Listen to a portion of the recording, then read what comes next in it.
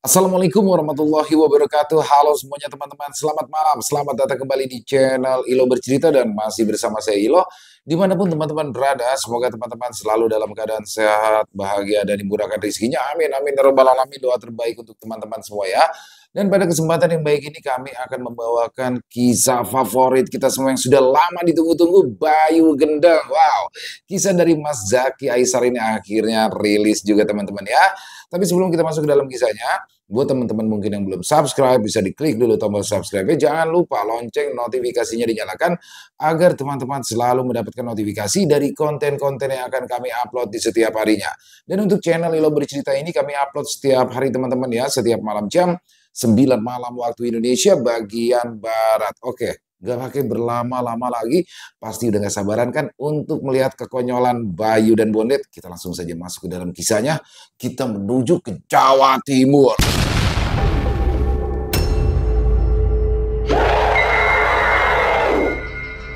Dalang setan dari desa Rowoirang. Kisah Bayu Gendeng.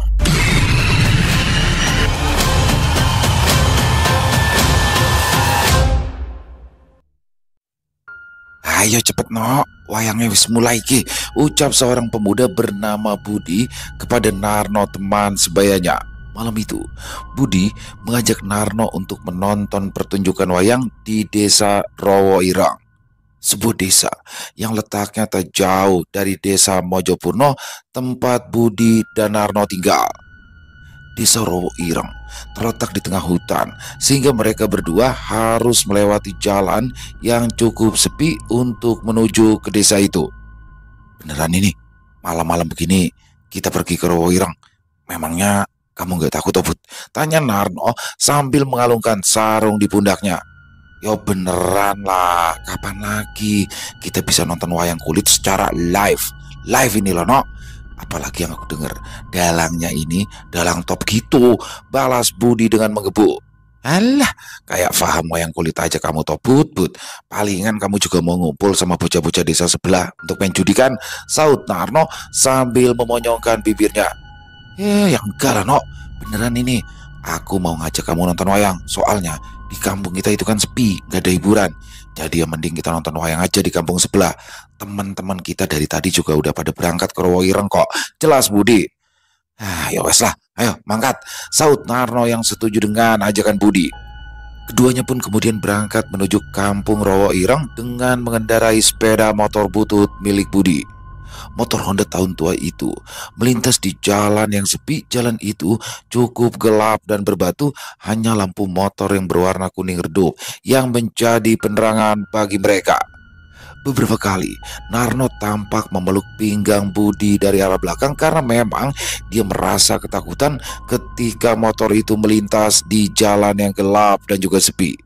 Singkatnya, perjalanan mereka cukup lancar malam itu dan tak ada halangan berarti. Setelah berkendara kurang lebih selama 40 menit, mereka berdua pun tiba di desa Rowoirang.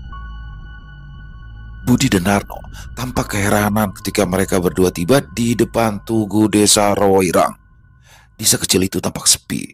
Tak ada satupun warga yang terlihat berada di luar rumah. Bahkan tak ada lampu-lampu rumah yang menyala, seolah kampung itu seperti kampung mati. Loh Bud, ini para warga pada kemana ya? Tumben warung-warung juga pada tutup. Terus biasanya kan ada yang jagongan di pos ronda. Ini kok nggak ada orang sama sekali ya Bud? Tanya Narno keheranan.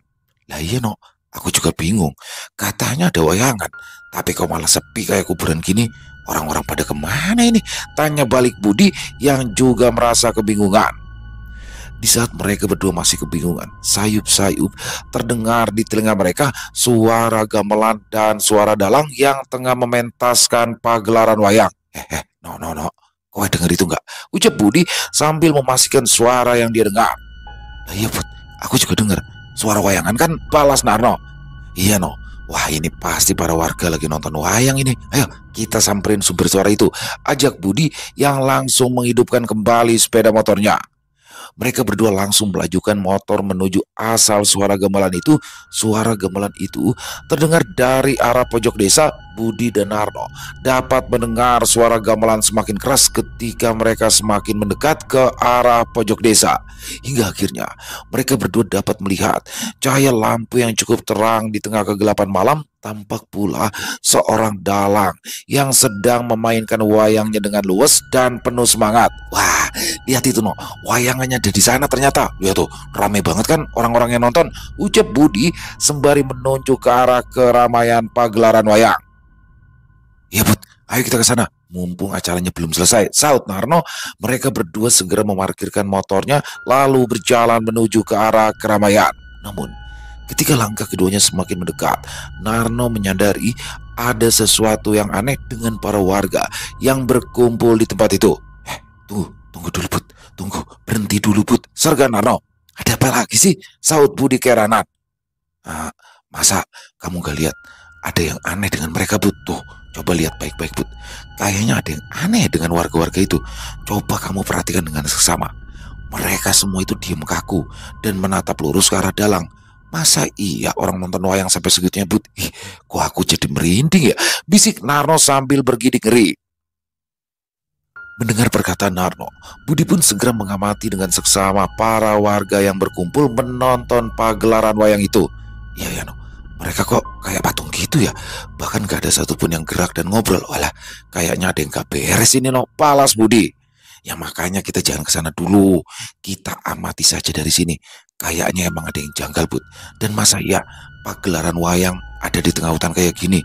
Itu aja udah mencurigakan loh, Imbu Narno. Ya juga sih. Kita awasi dulu dari sini. Yang aku takutin, apa yang kita lihat itu bukan manusia, tapi bangsa lembut yang lagi nanggap wayang no, ucap Budi. Waduh, serem juga Bud kalau beneran kayak gitu. Tapi aku juga penasaran sih. Jadi kita amatin dari sini aja yuk. Nanti kalau ada apa-apa baru kita kabur dari sini, balas Narno. Akhirnya mereka berdua memutuskan untuk mengamati pertunjukan wayang dari kejauhan. Mereka berdua sangat penasaran dengan apa yang mereka lihat saat ini. Meskipun sebagian perasaan mereka juga mulai muncul rasa takut. Memang para warga yang menonton wayang malam itu terlihat aneh. Mereka semua duduk di atas tanah dengan tatapan mata terbelalak ke arah dalang yang sedang memainkan wayang. Tubuh mereka seolah membeku. Mereka semua tak bergerak sedikit pun dan tak mengeluarkan ucapan apapun. Semua orang seolah seperti patung yang berjajar menatap pertunjukan wayang. Beberapa saat kemudian, tiba-tiba saja sang dalang berhenti memainkan wayangnya. Dia kemudian berdiri dan sejenak menatap ke arah para warga yang masih terduduk membeku ke arahnya. Dalang itu kemudian membungkuk dan meraih sesuatu di dalam sebuah kotak peti yang berada di sampingnya. Kemudian dia menarik dengan perlahan tangannya dari dalam peti itu dan terlihatlah sebuah parang yang berukuran cukup besar telah tergenggam di tangan kanannya. Sejenak dia mengamati parang itu sambil menampakkan wajah yang dihiasi senyum yang sangat mengerikan. Loh Bud, kenapa dia malah pegang parang segala? Dia mau ngapain ya? Tanya Narno. Yompu, aku kurang ngerti.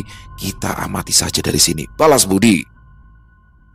Para warga yang menonton wayang itu pun masih terduduk mematung. Bahkan mereka tak bereaksi ketika si dalang memegang parang. Dalang yang masih tampak muda dengan rambut gondrong sebau itu berjalan menuju ke para warga yang masih terdiam menatap ke arah panggung wayang. Dalang itu berjalan perlahan sambil mengamati satu persatu para warga yang duduk bersimpu di hadapannya. Tak lama kemudian, dalang itu tampak tersenyum kecil, lalu berjalan mendekat ke arah seorang warga. Warga itu adalah seorang pria berusia 40 tahunan yang duduk bersila dengan sebuah sarung terselempang di pundaknya. Sang dalang menatapnya sejenak. Lalu dia pun menunduk dan membisikkan kata-kata di samping telinga pria itu. Pria itu tampak menggelengkan kepala sebagai pertanda bahwa dia tak tahu dengan pertanyaan ataupun ucapan dari si dalang yang dibisikkan ke telinganya. Melihat jawaban itu, si dalang seketika menampakkan wajah yang sangat serius bercampur kesal hingga tulang di rahangnya terlihat menonjol. Oh, ternyata kamu tidak tahu ya Pak. Yowes, Terima kasih atas jawabannya, bisik dalang itu pelan. Lalu tanpa basa-basi dia menjambak rambut pria itu, lalu menebas lehernya dengan parang hingga kepala pria itu terpenggal. Darah dari kepala yang terpenggal itu pun muncrat dan membasahi wajah si dalang. Namun dalang itu tampak sangat tenang, dan dengan santainya dia melemparkan kepala yang berada di tangannya itu ke arah panggung wayang. Lagi-lagi, para warga yang lain pun masih terdiam dan tampak tak terkejut dengan perbuatan si dalang yang begitu kejam dan jelas-jelas terjadi di hadapan mereka. Melihat hal itu, Narno hampir saja berteriak. Namun dengan cepat, Budi menutup mulut Narno dengan telapak tangannya. "Jangan teriak, No. Bisa bahaya kalau kita ketahuan," bisik Budi. "Iya, Bud, tapi itu tadi ngeri banget loh. Walah, kita harus segera lapor polisi ini, Bud," balas Narno sambil masih ketakutan. "Tenang, No, tenang. Gini aja, kita rekam saja perbuatan dalang itu, biar nanti ketika kita lapor polisi, kita itu ada bukti." "Kamu bawa HP kan?" tanya Budi. Iya, Bud, aku bawa HP. Yowes, kita rekam saja dari sini, biar kita ada bukti kuat untuk lapor polisi, saut Narno. Lalu ia mengeluarkan handphonenya yang berada di dalam saku celananya. Sementara Narno masih mempersiapkan handphonenya, dalang itu lagi-lagi mendatangi warga lainnya. Dia kembali menanyakan sesuatu kepada warga itu. Dan seperti pria sebelumnya, warga itu pun menjawab pertanyaan si dalang dengan gelengan kepala. Melihat jawaban itu, tanpa basa-basi, si dalang langsung menebas kepala warga itu hingga terpenggal. Melihat perbuatan kejam dari si dalang, Narno semakin panik, tangannya gemetaran dan dia kesulitan untuk mencari aplikasi kamera di handphonenya. "Ayo cepetan, No, kamu lama banget sih nyiapin handphonenya," desak Budi. "Sabar dong, Cok. Aku lagi nyari aplikasi kamera ini." "Jancok, mana ini kok nggak ketemu-temu?" ucap Narno penuh kepanikan. Sudah 3 warga tewas ketika Narno kesulitan menyiapkan handphonenya. Dalang itu kini semakin brutal dan mengerikan. Rambut yang gondrong tampak lepek dan basah karena darah. Wajahnya juga hampir tertutupi dengan darah segar. "Nah, ini ketemu, Bud," ucap Narno sambil mengarahkan ponselnya ke arah depan. "Yowes, cepetan rekam," balas Budi sambil matanya ikut menatap ke layar ponsel. Baru beberapa detik merekam, Narno dan Budi tampak keheranan karena tiba-tiba saja layar handphone Narno hanya memunculkan gambar yang gelap. "Loh, kok gelap kayak gini, Bud?" tanya Narno keheranan. "Alah, HP-mu buluk itu, HP busuk," ledek Budi.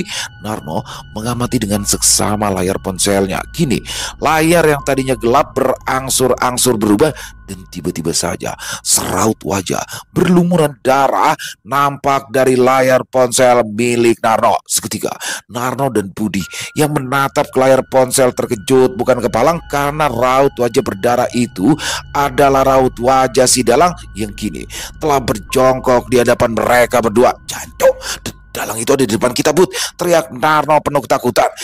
Iya, No, aku tahu. "Walah, modar kita ini," balas Budi yang tak kalah takutnya. Sang dalang tampak tersenyum mengerikan sambil berjongkok di hadapan keduanya. Wajahnya yang berlumuran darah membuat dia lebih menakutkan. Sedangkan di tangan kanannya masih tergenggam parang besar yang bilanya juga berlumuran darah. "Kalian mau merekam perbuatanku ya? Ayo rekam aku. Aku sekarang ada di hadapan kalian. Atau begini saja, aku bunuh salah satu dari kalian agar kalian punya video pembunuhan dengan jelas." Ucap sang dalang dengan suara parau mengerikan. Ampun, Mbah, ampuni kami. Kita akan hapus videonya, Mbah, asalkan sampean melepaskan kami," rinti Narno sambil berlutut. Iya, Mbah, tolong ampuni kami. Kami masih belum nikah, Mbah. Kami masih mau hidup. Kami janji akan diam dan tidak menceritakan kejadian ini," tambah Budi. "Kalian lucu sekali. Kalian belum tahu siapa aku? Perkenalkan, namaku Basudewa, dalang sakti mandraguna yang dijuluki si Raja Tega. Aku bisa bunuh siapapun semauku. Jadi percuma kalian memohon ampun padaku, karena aku sudah pasti akan membunuh kalian berdua, kecuali jika kalian tahu keberadaan seseorang yang aku cari selama ini, tegas si dalang yang bernama Basudewa itu. Ucapan dari Basudewa sontak membuat Narno dan Budi makin ketakutan. Bahkan Budi sampai terkencing-kencing di celana karena ketakutan. Modar kita put gara-gara kowe suasu ngajak nonton wayang. Sekarang sebentar lagi kita bakalan modar. Walah, nasib padahal aku belum nikah loh put, belum ngerasain nikmati malam pertama, rinti Narno sambil menangis. Ya sama cok, aku juga belum nikah. Kamu itu jangan nyalain aku. Siapa juga yang tahu bakalan kayak gini, goblok, balas Budi kesal. ah, ah, ah. Tenang, kalian jangan takut. Asalkan kalian tahu tentang seseorang yang aku sedang cari, kalian akan selamat.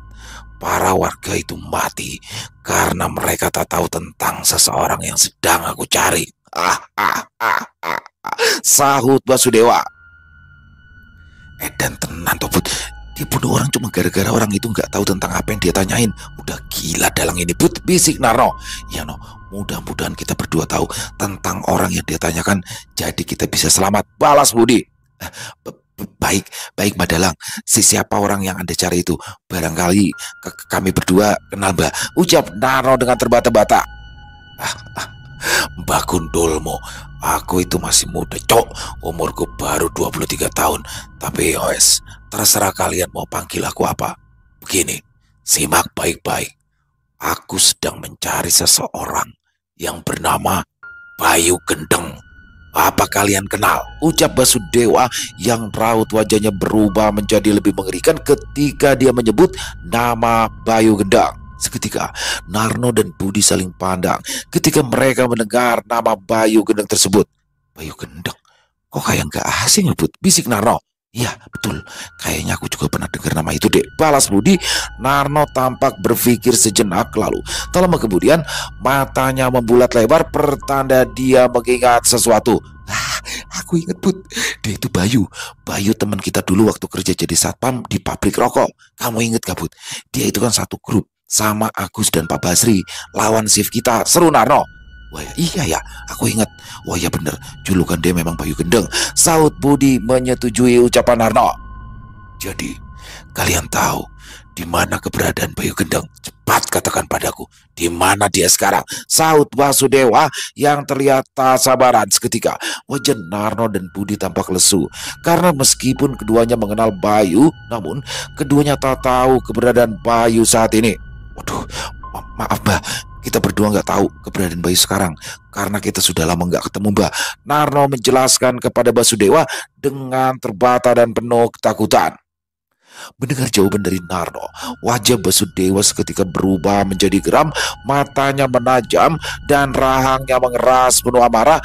Genggaman parangnya juga semakin mengerat dan tanpa aba-aba dia langsung menjambak rambut Narno dan bersiap menebaskan parangnya ke arah leher Narno. Narno tampak sangat ketakutan. Seketika wajahnya pucat pasi seolah darah tak mengalir ke kepalanya. Namun ketika tebasan parang Basudewa hampir mengarah ke leher Narno, tiba-tiba saja Budi berteriak untuk menghentikan perbuatan Basudewa. Tunggu dulu, aku tahu Mbak, aku tahu di mana Bayu Gendeng berada, teriak Budi menghentikan aksi Basudewa.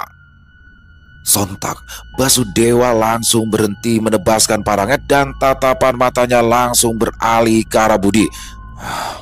Baiklah, cepat katakan di mana dia berada, timpal Basudewa tegas.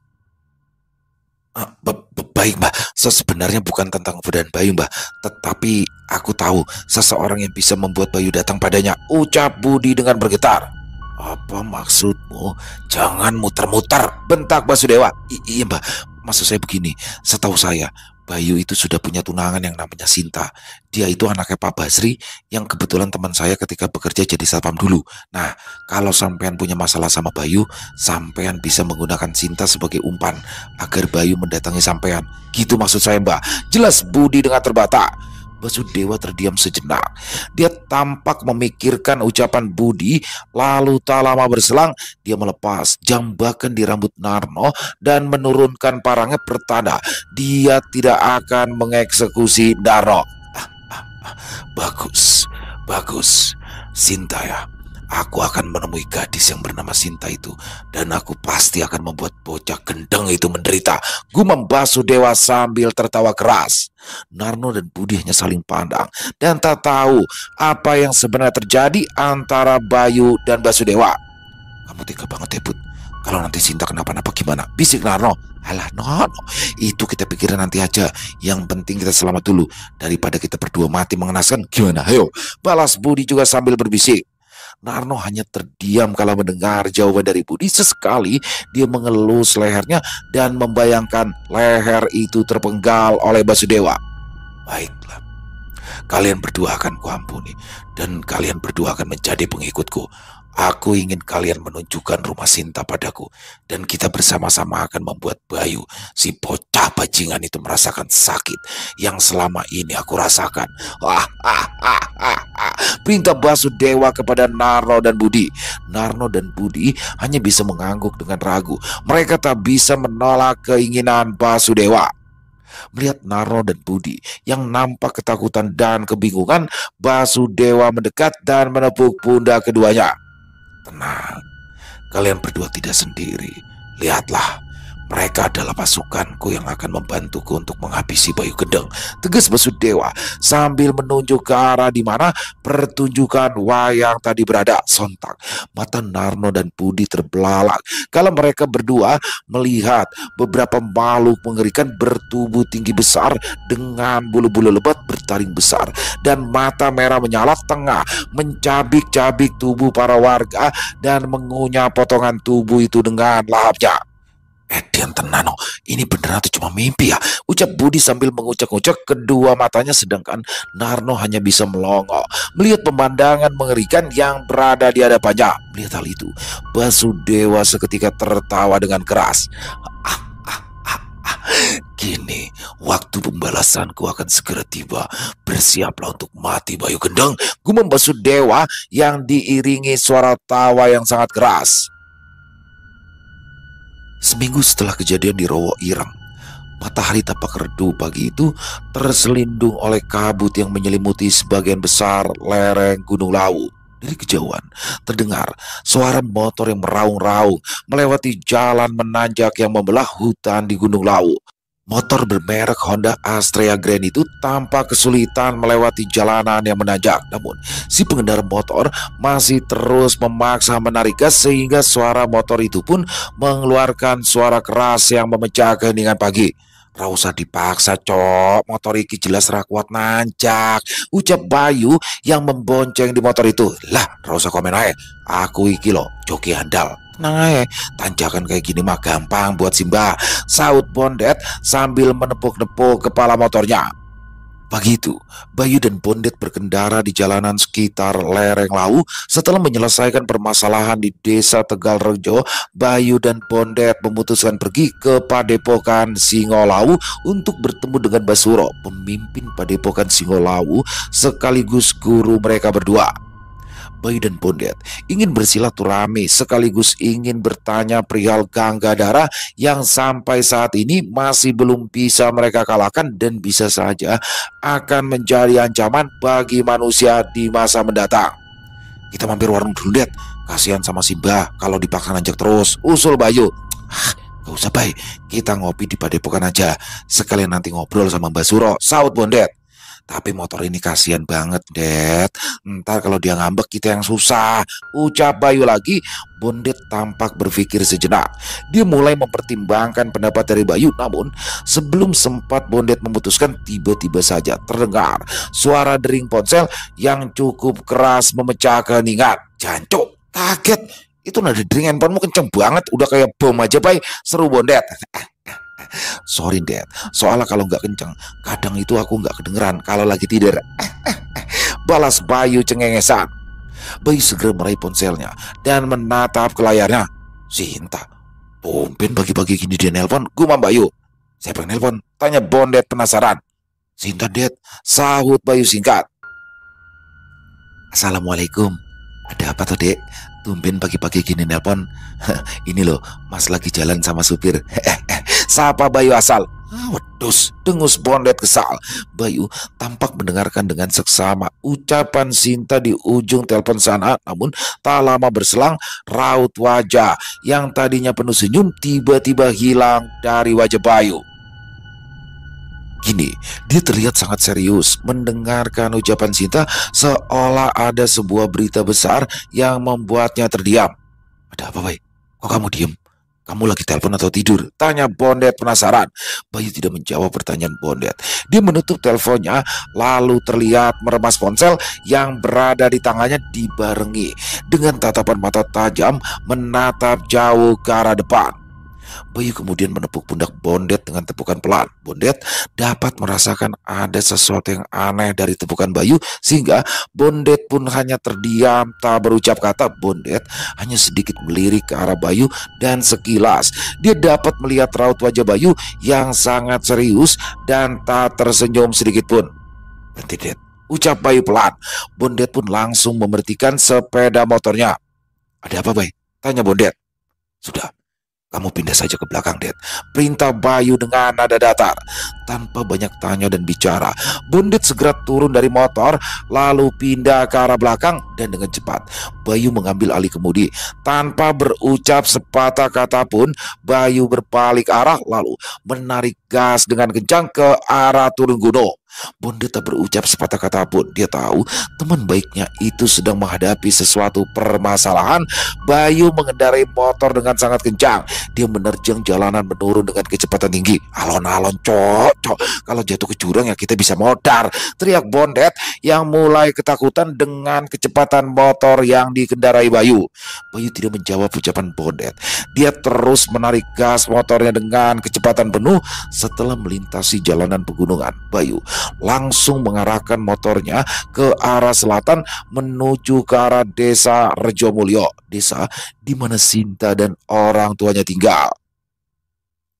Setelah berkendara kurang lebih 1 jam, Bayu dan Bondet telah tiba di Tugu masuk desa Rejomulyo. Bayu masih melajukan motornya dengan kecepatan tinggi, namun tanpa disadari oleh keduanya dari kejauhan 2 pasang bola mata terlihat mengawasi mereka berdua.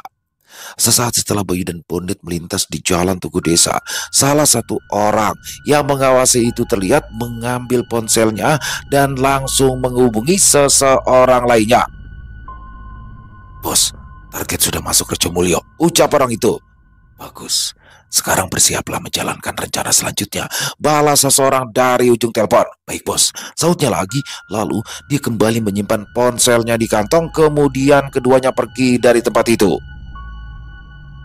Kini Bayu dan Bondet telah tiba di jalan menuju ke rumah Sinta, dan sekitar 10 menit kemudian keduanya pun telah tiba di depan rumah gadis manis itu.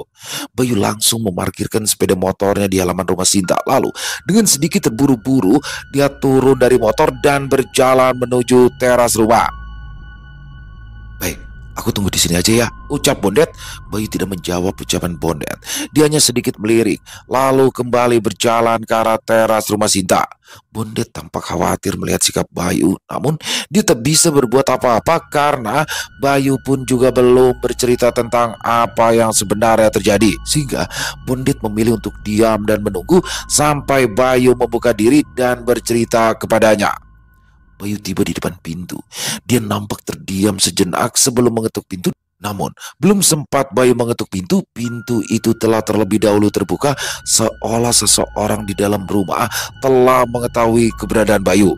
Dan ketika pintu itu telah sepenuhnya terbuka, tampaklah Pak Basri, ayah dari Sinta, berada di depan pintu. Sesaat, Bayu dan Pak Basri saling pandang. Ketika keduanya berhadapan, tampak tatapan mata keduanya sama-sama tajam. Keduanya terdiam, seolah saling menunggu untuk membuka percakapan. Bayu, tumben kamu kesini nak, ucap Pak Basri membuka percakapan. Bayu tak lekas menjawab. Tatapannya masih tajam ke arah Pak Basri. Iya Pak, saya hanya ingin memastikan kebenaran berita yang tadi saya dengar dari Sinta. Apakah itu benar Pak? Jawab Bayu tanpa basa-basi. Pak Basri menarik nafas dalam, lalu kembali mengarahkan tatapan tajam ke arah Bayu. Ya, apa yang kamu dengar dari Sinta itu benar, tegas Pak Basri. Baiklah Pak, kalau kalau memang itu sudah menjadi keputusan Anda. Tapi alasannya apa? Tanya Bayu lagi. Kamu nanya alasan? Ya sudah jelas dong. Sinta itu kan anak semata wayangku. Jadi aku berhak memilihkan jodoh yang terbaik untuknya. Dan kamu itu nggak layak untuk anakku. Kamu itu cuma pengangguran. Kerjaannya cuma berantem sama demit. Memangnya anakku nanti mau kamu kasih makan sama kemenyan? Enggak kan? Jadi aku sudah putuskan untuk menikahkan Sinta dengan pria terbaik. Kamu paham? Dan lebih baik kamu menikah saja dengan kuntilanak. Jangan sama Sinta. Ketus Pak Basri dengan raut wajah geram. Ucapan Pak Basri yang cukup keras membuat Bondet ikut tersentak ketika mendengarnya. Walah, ternyata itu ya masalahnya. Waduh gawat ini. Gumam Bondet dalam hati. Bayu juga sangat tersentak kala mendengar ucapan Pak Basri. Dia tidak menyangka Pak Basri yang dulu sangat baik padanya kini bisa mengucapkan kata-kata yang teramat kasar padanya. Baik Pak, baik kalau begitu. Saya tidak akan menentang keputusan sampean. Dan memang benar apa yang sampean katakan. Saya itu pengangguran dan kerjaan saya hanya berantem sama setan. Tapi Pak, apakah boleh saya bertemu dengan Sinta untuk terakhir kalinya Pak? Pinta Bayu. Mau apa? Mau apa kamu ketemu anakku? Mau mempengaruhi dia? Mending kamu pergi dan jangan pernah menginjakan kaki di rumah ini lagi. Bapak ucapkan terima kasih. Dulu kamu telah membantu kami. Dan sekarang Bapak mohon kamu pergi dari rumah ini. Tegas Pak Basri. Belum sempat Bayu kembali menjawab ucapan Pak Basri, tiba-tiba saja terdengar suara mobil memasuki halaman rumah Pak Basri. Mobil BMW keluaran terbaru itu melintas di depan Bondet yang sedang duduk di atas motornya, lalu parkir tepat di samping motor Bondet. Pak Basri yang tadinya terlihat geram dan marah itu tiba-tiba saja menampilkan raut senyum di wajahnya kala ia melihat mobil mewah yang terparkir di halamannya. Nah, pas banget itu Nak Bayu. Itulah pemuda yang ada di dalam mobil itu, pria yang akan menikahi Sinta. Sekalian aku ingin memperkenalkan kamu padanya agar kamu tahu perbandingan antara kau dan dia, ucap Pak Basri. Bayu hanya terdiam. Tatapan matanya kini menatap ke arah mobil mewah yang berada di halaman rumah itu. Tak lama berselang, pintu mobil pun terbuka dan terlihatlah seorang pemuda tegap tinggi besar berambut gondrong dan berwajah tampan turun dari mobil mewah itu. Matanya sekilas melirik ke arah Bondet, lalu dia pun berjalan ke arah rumah Pak Basri sambil menenteng sebuah kotak yang berisi makanan. Nah, lihat itu, dia datang juga bawa oleh-oleh. Gak kayak kamu yang kalau datang cuma tangan kosong. Bahkan mungkin duit aja kamu gak punya kan? Tambah Pak Basri. Ucapan demi ucapan dari Pak Basri memang terdengar cukup tajam dan menyakitkan, namun hal itu justru membuat Bayu semakin curiga dengan semua ini karena tak mungkin Pak Basri yang dia kenal sangat baik bisa mengucapkan kata-kata yang sedemikian kasar. Kini pria yang keluar dari mobil itu telah berada tepat di hadapan Pak Basri dan Bayu. Dia menatap tajam Bayu yang berdiri di hadapannya. Bayu pun membalas tatapan pemuda itu meskipun belum saling kenal, namun keduanya seolah sedang saling mengukur kekuatan masing-masing. Bayu sebenarnya juga tak kalah tampan. Saat itu Bayu juga berambut gondrong, mengenakan jaket jeans dengan dalaman kaos hitam yang dipadukan dengan celana jeans yang sobek di kedua lututnya. Sekilas penampilan Bayu memang seperti seorang preman jalanan, berbeda dengan pemuda yang berada di hadapannya yang mengenakan pakaian rapi yang memang terlihat berharga mahal. Siapa pemuda ini, Pak? Apakah dia preman yang mau malak sampean? Tanya pria itu kepada Pak Basri dengan tatapan sinis ke arah Bayu. Bukan, dia itu bukan preman Mas. Dia itu teman Sinta. Biasa Mas, gadis cantik kayak Sinta kan sudah barang tentu banyak yang suka. Tapi ya mana mungkin anak saya suka sama pemuda kayak gitu. Ya beda jauh dong jika dibandingkan sama sampean Mas, balas Pak Basri. Bayu hanya terdiam. Dia tampak tidak memperdulikan ucapan dari Pak Basri. Dia lebih fokus ke arah pria yang berada di hadapannya. Bayu dapat merasakan aura yang begitu jahat terpancar dari pria itu. Aku akan merogoh sukmo ke dalam pikirannya agar aku tahu siapa dia sebenarnya, gumam Bayu dalam hati. Lalu Bayu mengulurkan telapak tangannya ke hadapan pria itu. Bayu ingin bersalaman dengan pria itu agar dia bisa masuk ke dalam pikirannya. Perkenalkan Mas, "Nama saya Bayu," ucap Bayu ramah sambil mengulurkan tangannya. Pria itu sesaat hanya menatap telapak tangan Bayu yang terjulur ke hadapannya. Kemudian dengan sedikit ragu, dia pun pada akhirnya menjabat tangan Bayu.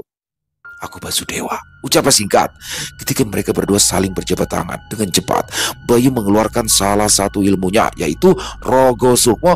Bayu berkonsentrasi, kemudian dengan cepat dia pun mampu menjelajah ke dalam pikiran pria itu. Kini Bayu merasakan seolah masuk ke sebuah lorong gelap, dan dengan cepat dia dibawa ke sebuah cahaya terang yang berpendar di ujung lorong. Namun ketika Bayu semakin dekat dengan cahaya itu, ia dapat mendengar suara tangisan seseorang yang sangat memilukan. Perlahan-lahan sosok yang menangis itu terlihat di hadapan Bayu. Sosok itu adalah Basudewa yang menangis di kamarnya sambil memeluk sebuah bingkai foto dengan erat. Kenapa dia menangis seperti itu ya?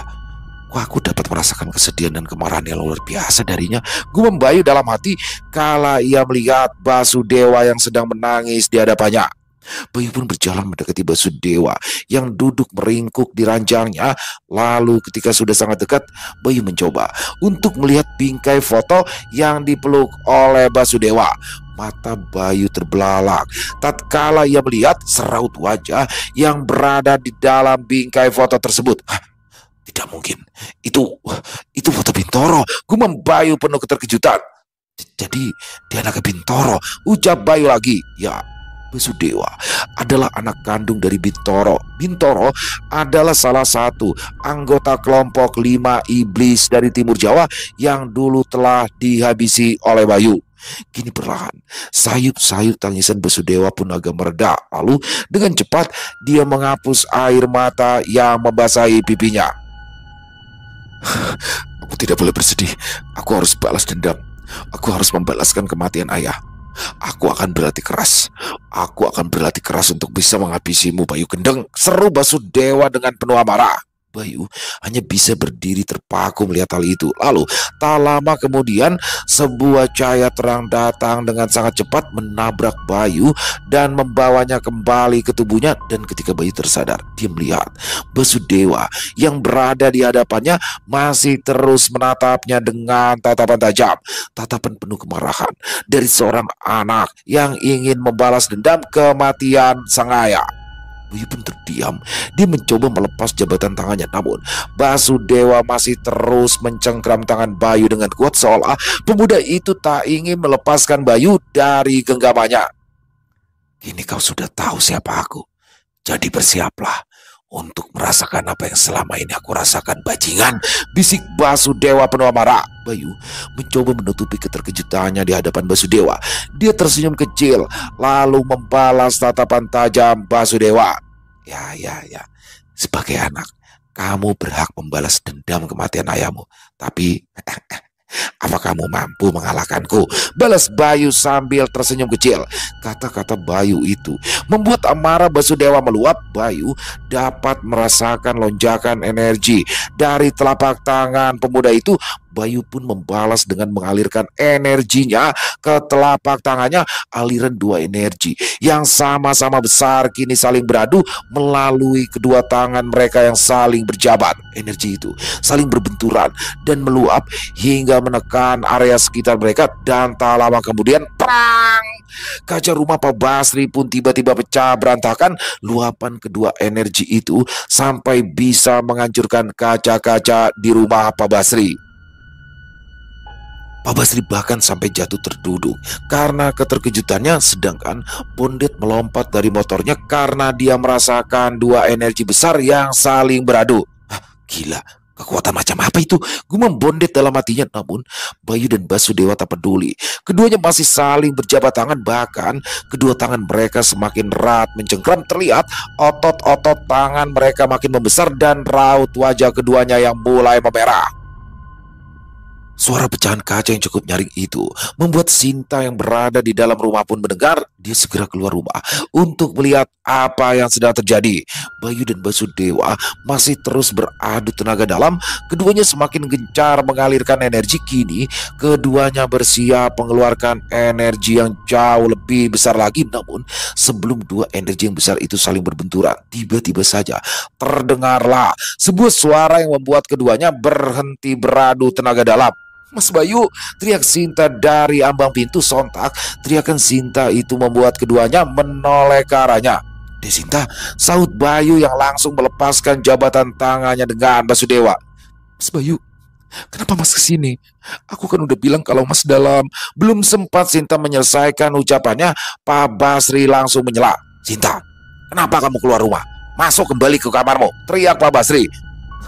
Mas Bayu, pergi ya Mas, rintis Sinta sambil menangis. Dek, ada apa ini Dek? Balas Bayu yang juga mulai khawatir. Namun belum sempat Bayu melangkah, dengan cepat Basudewa menghalanginya.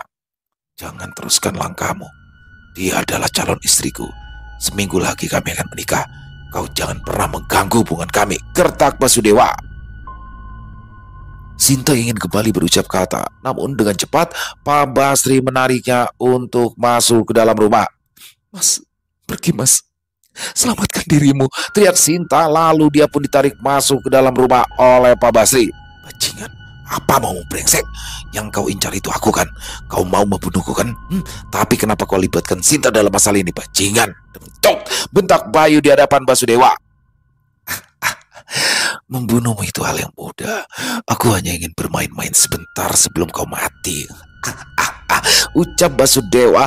Lalu dia dengan cepat masuk ke dalam rumah dan menutup pintu. Tunggu brengsek, teriak Bayu sambil mengejar Basudewa. Namun belum sempat Bayu mencapai pintu, Pak Basri kembali keluar dari rumah dan dengan tegas dia mengusir Bayu dari rumahnya.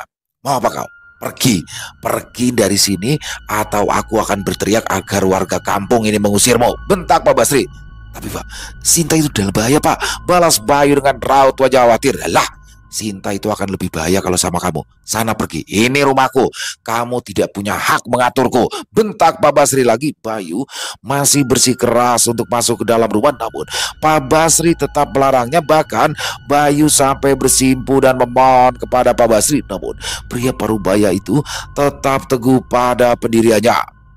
Bayu bersimpuh dan memegang kaki Pak Basri. Bayu berharap pria itu luluh dan mengizinkannya untuk masuk ke dalam rumah. Namun bukannya luluh, Pak Basri malah memukul dan menendang Bayu. Pergi kamu, pergi, bentak Pak Basri sambil menendangi Bayu.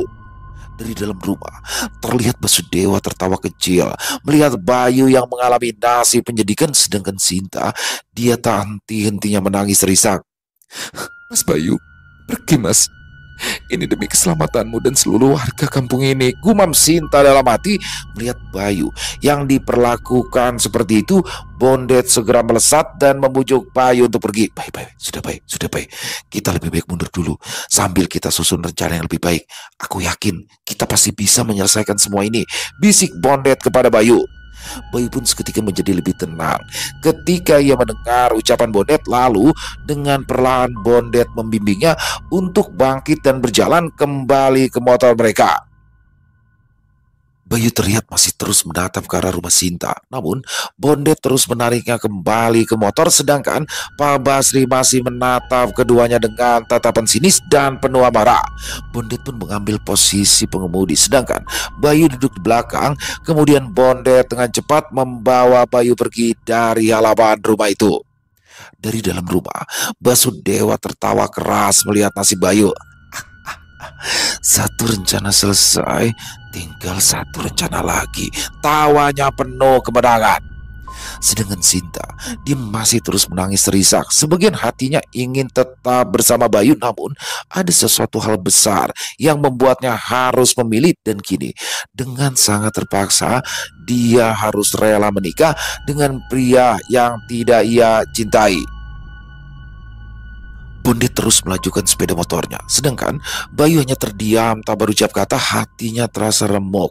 Gadis yang ia cintai kini telah berada ke dalam pelukan pria lain. Rasa sakit yang dirasakan oleh Bayu semakin bertambah saat dia mengetahui bahwa pria yang akan menikahi Sinta bukanlah seseorang yang baik. Bayu menyadari bahwa semua ini adalah rencana busuk dari Basudewa. Bayu juga tahu bahwa tujuan utama Basudewa adalah untuk membunuh dirinya. Namun Bayu tidak menyangka Basudewa begitu licik hingga melibatkan Sinta ke dalam semua masalah ini. Tanpa disadari oleh Bayu, Bondet pun menepikan sepeda motornya ke sebuah warung yang masih berada di kawasan desa Rejomulyo. Bayu baru tersadar ketika Bondet memarkirkan motornya dan menegur Bayu yang masih tampak melamun. "Baik, ayo turun dulu, kita ngopi dan sarapan," ajak Bondet. "Aku nggak lapar, Det," balas Bayu singkat. Bondet menarik nafas dalam karena dia tahu bahwa teman baiknya itu masih diliputi kesedihan yang mendalam. "Yowes, kalau nggak mau makan, ya minimal ayo dong turun dulu. Terus kamu ceritakan semuanya ke aku. Siapa tahu kita berdua bisa menyelesaikan semua ini. Kamu itu harus percaya sama aku, Bay. Kita berdua ini udah lebih dari teman. Bahkan aku bisa merasakan rasa sakit yang kamu rasakan, Bay," tegas Bondet. Bayu terdiam sejenak. Lalu dia memandangi wajah Bondet. Bayu dapat melihat ketulusan yang ditunjukkan oleh temannya itu. Kemudian dia terlihat menarik nafas panjang dan turun dari motor. "Yowes Landet, ayo kita makan dulu. Aku juga sudah lapar nih," balas Bayu pelan. "Gitu dong, mau sesedih apapun perut juga harus tetap diisi, Cok," seru Bondet sambil tertawa. Keduanya pun lalu berjalan ke dalam warung dan menuju ke sebuah tempat duduk. Mereka memesan kopi dan makanan, lalu menikmati makanan itu sembari bercerita tentang apa yang barusan terjadi di rumah Sinta. Belum lama keduanya mengobrol. Tiba-tiba saja, tanpa disadari oleh mereka berdua, sebuah tempelengan dari seseorang mendarat ke kepala Bayu dan Bondet yang sedang makan di warung itu. Sontak, Bayu terkejut dan dengan refleksnya ia hampir melesatkan sebuah pukulan ke arah pria yang menempeleng kepalanya. Namun belum sempat Bayu memukul pria itu, si pria langsung mengucapkan kata-kata yang membuat Bayu mengurungkan niatnya. "Hei Bayu, masih ingat aku enggak?" seru salah satu pria itu. "Loh, Budi, Narno? Ya jelas inget lah. Kalian kan satpam di pabrik rokok dulu kan?" sahut Bayu dengan wajah tersenyum. "Iya Bay, bener. Ternyata kamu masih ingat sama kami. Wah, lama banget kita nggak ketemu ya Bay. Ngomong-ngomong, kamu sekarang kerja di mana? Tumben main ke desa Rejomulyo. Lagi main ke rumah Sinta ya?" ucap Narno. Biasalah no, cuma jalan-jalan aja kok. Aku sekarang juga lagi nggak ada kerjaan." "Lah, kalian sendiri ngapain di sini?" tanya Bayu. "Ya kita lagi main aja, Bay. Kita kan suka mancing di danau belakang pabrik rokok. Jadi pulangnya kita mampir ngopi di sini. Guys, lanjutkan makan kalian. Kami mau pesan makanan dulu," balas Budi mengakhiri percakapan. Lalu keduanya pun pergi ke tempat duduk yang agak jauh dari tempat duduk Bayu. Bayu hanya tersenyum dan mempersilahkan Budi dan Narno untuk berlalu dari hadapannya. Bayu pun kembali duduk berhadapan dengan Bondet. Keduanya pun tidak menaruh curiga sedikit pun kepada Budi dan Narno. "Nah, terus rencanamu apa, Bay?" tanya Bondet sambil mengunyah makanannya. "Malam ini kita akan menculik Sinta, Det," balas Bayu tegas. Sontak Bondet menyemburkan makanannya karena terkejut dengan ucapan Bayu. "Alah, kamu edan, Bay. Kayak nggak ada cewek lain aja sih. Masih ada Diana itu yang tidak kalah cantiknya, Bay. Jangan nekat sahut Bondet. "Det, ini bukan masalah sederhana, Det. Aku yakin ada hal buruk di balik semua ini. Aku bisa melihat wajah khawatir yang ditunjukkan oleh Sinta. Bahkan bisa jadi seluruh warga Rejomulyo juga dalam bahaya," ucap Bayu menjelaskan. Bisa jadi sih, Bay. Tapi apa hubungannya dengan menculik Sinta ya?" tanya Bondet. "Aku yakin Sinta pasti dalam ancaman pria itu. Jadi kita selamatkan Sinta terlebih dulu, lalu aku akan bertarung dengan Basudewa karena akulah yang sedang dia incar. Dia ingin menuntaskan dendam ayahnya," balas Bayu. Ya, aku tahu, Bay. Baik, aku akan mendukung rencanamu, Bay," sahut Bondet. "Oke, nanti malam kita beraksi, Det," balas Bayu. "Oh ya, Bay, Dari tadi dua temanmu itu terus menatap kita ya. Aku jadi curiga, bisik Bondet. Tenang, Det. Mereka berdua itu hanya dua orang polos, Det. Rokok aja masih sering utang, jadi tenang aja, Det. Mereka nggak bakal macem-macem, balas Bayu. Lalu, keduanya pun melanjutkan makannya sambil sesekali mengobrol ringan. Tak terasa, matahari mulai tenggelam. Terlihat dari dalam sebuah rumah, Budi dan Narno datang menemui Basudewa. Keduanya terlihat menyerahkan sesuatu kepada Basudewa. Tuhan, kami telah mendapatkan rambut Bayu dan Bondet sesuai perintah. Jadi tugas kami sudah selesai kan? Sekarang tinggal bayaran untuk kami berdua dong. Dan kami bisa pergi dengan selamat kan Tuhan? Ucap Narno sambil menyerahkan dua helai rambut milik Bayu dan Bondet kepada Basudewa. Ya, kerja bagus. Ini bayaran buat kalian. Lalu pergi dari sini sebelum aku berubah pikiran lalu membunuh kalian berdua, balas Basudewa sambil melemparkan dua kantong yang berisikan uang kepada Budi dan Narno. Terima kasih Tuan, terima kasih, ucap keduanya, kemudian berlalu pergi dengan wajah gembira. Ini akan semakin menarik, ucap Basudewa sambil mengamati dua helai rambut yang berada di tangannya. Kemudian Basudewa mengambil dua buah wayang kulit dari dalam sebuah kotak kayu kuno. Dua wayang kulit itu berbentuk kesatria namun berwarna hitam pekat dengan mata yang merah. Basudewa kemudian menempelkan dua helai rambut itu ke masing-masing wayang yang berada di hadapannya. Lalu dua wayang tersebut ditancapkan ke sebuah batang pisang. Kemudian Basudewa mengambil sebuah cawan perak yang berisikan darah segar lalu menyiram kedua wayang itu dengan darah tersebut sambil bibirnya bergumam mengucap mantra. Dua wayang kulit itu seketika bergetar ketika Basudewa mengucap mantra dan perlahan dua wayang itu membesar diiringi dengan munculnya otot dan daging layaknya manusia. Gumpalan otot dan daging terlihat semakin banyak dan perlahan membentuk tubuh manusia. Lalu tak lama berselang, dua wayang itu pun telah membentuk manusia sempurna dengan wajah yang mirip Bayu dan juga Bondet. Mata Basudewa terbelalak kala ia melihat perubahan wayang di hadapannya. Dia terlihat sangat senang dan sangat bersemangat melihat perubahan yang begitu sempurna dari kedua wayangnya. Bagus, bagus. Akhirnya aku bisa mewujudkan dua pemuda itu di hadapanku. Tawa Basudewa dengan bangganya. Baiklah, apakah kalian berdua bisa mendengarkan aku? Tanya Basudewa. Ya Tuhan, kami mendengar Anda, balas kedua makhluk tersebut. Bagus. Akhirnya aku bisa menggunakan wayang pemberian Raja Iblis untuk membalaskan dendamku. Seru Basudewa dengan penuh kegembiraan. Baik, kalian berdua dengarkan aku. Aku ingin kalian berdua menjalankan rencanaku. Apa kalian mengerti? Ucap Basudewa. Siap, kami mengerti dan siap menjalankan perintah Anda Tuan, balas dua makhluk yang mirip dengan Bayu dan Bondet itu. Malam itu, salah satu warga di desa Rejomulyo sedang mengadakan hajatan yang diisi dengan hiburan dangdut. Beberapa warga pun tampak berkumpul untuk menyaksikan acara dangdutan di rumah warga itu. Bahkan, beberapa warga tampak berjoget mengikuti alunan musik dangdut. Di tengah sikap mereka berjoget, mereka tidak menyadari kedatangan dua makhluk suruhan dari Basudewa yang menyerupai Bayu dan juga Bondet. Dua makhluk itu berjalan pelan menuju kerumunan warga. Lalu ketika keduanya semakin dekat dengan warga yang sedang berjoget dan berkerumun di tempat hajatan tersebut, tiba-tiba saja keduanya mencabut parang dari pinggangnya dan tanpa basa-basi keduanya langsung mengayunkan parang itu kepada warga dengan membabi buta. Sontak acara hiburan dangdut itu pun berubah menjadi teriakan yang penuh kengerian. Tampak beberapa warga tumbang dengan bersimbah darah karena tebasan dua makhluk itu.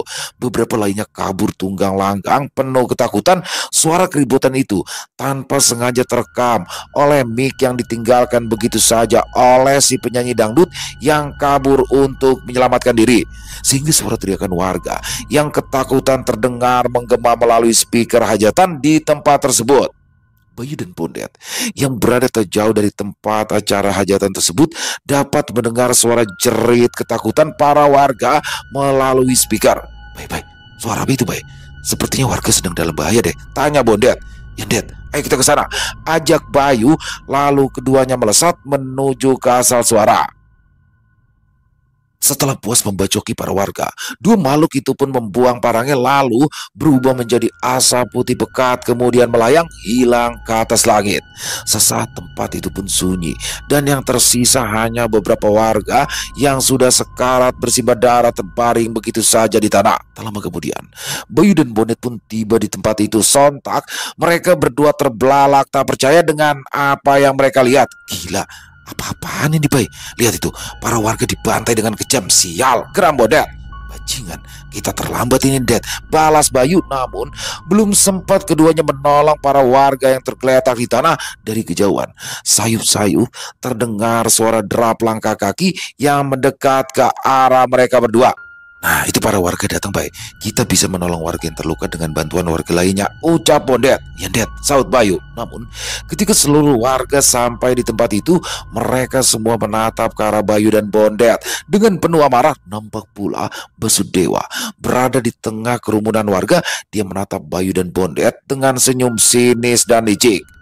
Bayu dan Bondet merasakan gelagat para warga yang tak ramah kepada mereka. Mereka berdua pun keheranan dan tak tahu kenapa para warga tampak sangat marah. Baik-baik, kok warga kayak marah gitu ke kita ya? Tanya Bondet. Wah, aku juga nggak tahu, Det, balas Bayu singkat. Belum sempat keduanya memahami situasi yang terjadi saat itu, tiba-tiba terdengar suara keras dari salah satu warga. Tangkap dua orang itu, mereka lah yang sudah membantai para warga, teriak salah satu warga sambil mengacungkan tangan ke arah Bayu dan Bondet. Hah? Seru Bayu dan Bondet keheranan. Lalu seluruh warga yang berjumlah ratusan orang itu bergerak bersama-sama mengerubungi Bayu dan Bondet. Bayu dan Bondet hanya bisa pasrah karena tak mungkin mereka berdua bertarung melawan para warga. Wah, Janco, kok malah kayak gini, Det? Kalau Bayu, iya Cok, aku juga nggak ngerti, saut Bondet. Sejenak Bayu menatap ke arah Basudewa yang tersenyum licik ke arahnya. Bayu sadar bahwa semua ini adalah rencana licik dari Basudewa. Sial, laki-laki aku salah perhitungan, gumam Bayu dalam hati. Selesai. Wow, luar biasa. Kisah dari Mas Zaki Aisar Bayu Gendeng akhirnya muncul lagi. Dan di sini mungkin teman-teman bingung nih mengenai tokoh Sinta ya dan Pak Basri. Jadi tokoh Sinta ini pertama kali muncul memang di episode pertamanya Bayu Gendeng ya, yang berjudul Rumah Makan Juragan Gianto. Di situ Sinta sudah mulai muncul tuh sampai dengan 5 iblis dari Timur Jawa. Jadi memang ada hubungan spesial di sini antara Bayu dan Sinta, dan memang Bayu sudah banyak menolong keluarga Sinta. Dan di sini Pak Basri juga aneh nih. Pak Basri kan baik banget dulunya ya.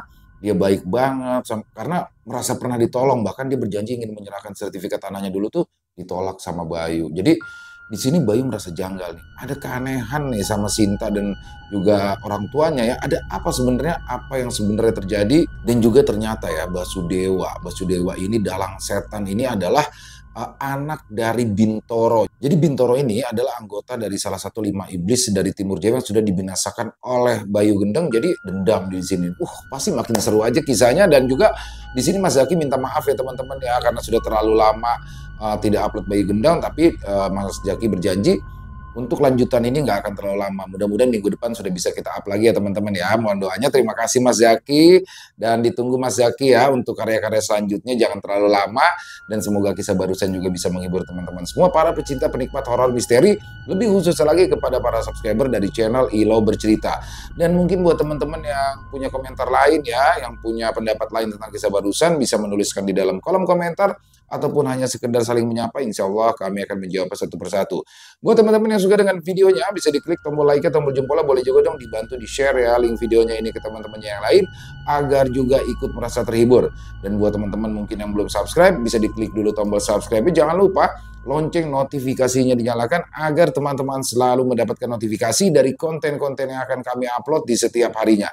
Dan kami juga ingin mengucapkan terima kasih ya kepada seluruh teman-teman yang sudah selalu setia hadir, yang sudah selalu mendukung kami karena teman-temanlah kami selalu bersemangat berkarya di setiap harinya. Oh iya, buat teman-teman mungkin yang punya kisah horor misteri ya, yang diangkat dari kisah nyata berdasarkan pengalaman pribadi, apabila mungkin berkenan dibawakan di channel kami, silakan bisa mengirimkannya ke nomor telepon kami yang ada di sini, bebas ya. Kirimannya boleh dalam bentuk tulisan, boleh dalam bentuk rekaman suara, bebas. Pokoknya senyamannya teman-teman aja. Dan buat teman-teman yang sudah mengirimkan kisah, kami ucapkan terima kasih. Di akhir kata, saya Ilo mengucapkan permohonan maaf apabila mungkin dalam pembawaan kisahnya barusan ada kata-kata saya yang salah, ataupun ada kata-kata saya mungkin yang kurang berkenan. Saya mohon dibukakan pintu maaf yang seluas-luasnya. Sampai berjumpa lagi di konten-konten kami selanjutnya yang pasti tidak kalah serunya, yang pasti tidak kalah horornya. Masih bersama saya Ilo di channel Ilo Bercerita. Salam sehat, sukses selalu untuk kita semua. Wassalamualaikum warahmatullahi wabarakatuh.